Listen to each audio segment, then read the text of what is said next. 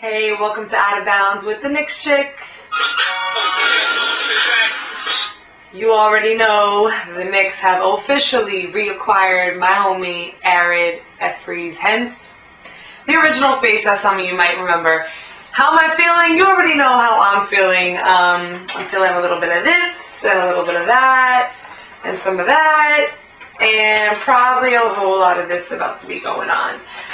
Where do I start? Well, you know, JJ is great for providing quotes.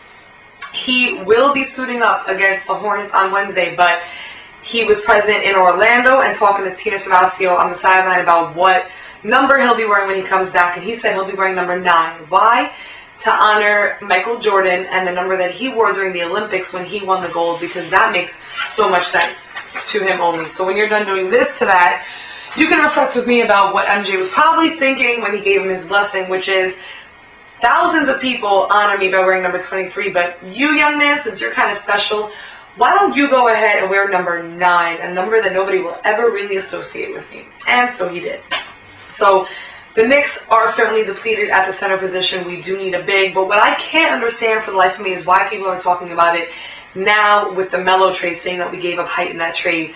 We didn't give up anybody good over 6'10" in that trade. We had Timothy Mozgov, who was basically riding the bench until very recently. We gave up Anthony Randolph, who didn't even take off his warm-up suit, and Eddie Curry, who's been on a lunch break since 2008. So we didn't lose any legitimate height. We just never had any. So we've always needed height. I don't understand why it's just now apparent to people. But anyhow, we do need a big. But the second thing that I can't understand is how the hell is Jared Jeffries supposed to fill the void of needing a big?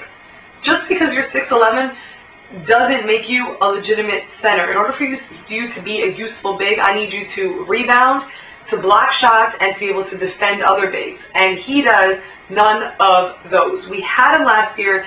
He averaged about 28, 29 minutes and pulled down 4 boards per game. You're 6'11", pulling down 4 boards. That's a problem, and I'd rather have Nate Robinson as my center.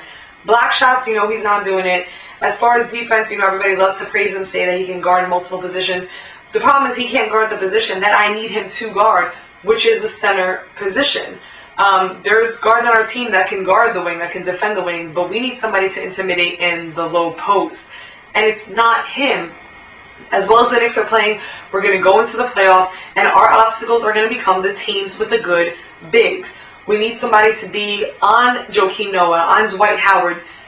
Jared Jeffries is not that person, and it's mind-boggling to me that people actually think that he's going to fill that void. I just don't get it.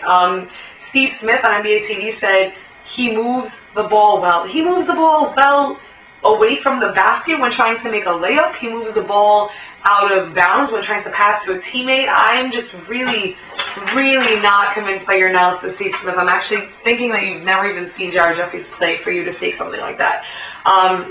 The bottom line is, though, that he is back, and I'm actually not going to go as hard on him as I did the first time that I spoke about him.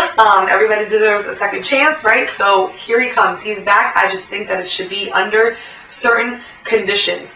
First thing I think is that he should no longer be allowed to wear number 20 in respect to Houston, which obviously he's already given up. But I think that he shouldn't wear a number at all until he deserves it. I think that he should wear a penny. So condition number 1, Jared Jeffries will wear a penny until further notice. Condition number 2, his playing time should be limited to not 1 second more than 8 minutes per game. Condition number 3, he shall under no circumstance touch the ball on offense. Condition number 4, his contract will be changed to a performance-based, incentive-based contract, which I think is fair. I say we start him at $50,000, and then my proposal is that we give him bonuses of like $10K for every time he blocks a shot or gets a steal, takes a charge, so he'll get some money, grabs a board. We'll even give him double the bonus for an offensive board. And then by that same token, he should be docked $10K every time he misses a layup, every time he emails Jesus, every time he even attempts a three-pointer, every time he's called for the foul instead of the charge that he attempted, and every time he dribbles the ball off his foot. So things like that, let's dock his pay. So according to my calculations, he actually should owe us about $4 million by the end of the season. So this could turn out to be a not-so-bad pickup.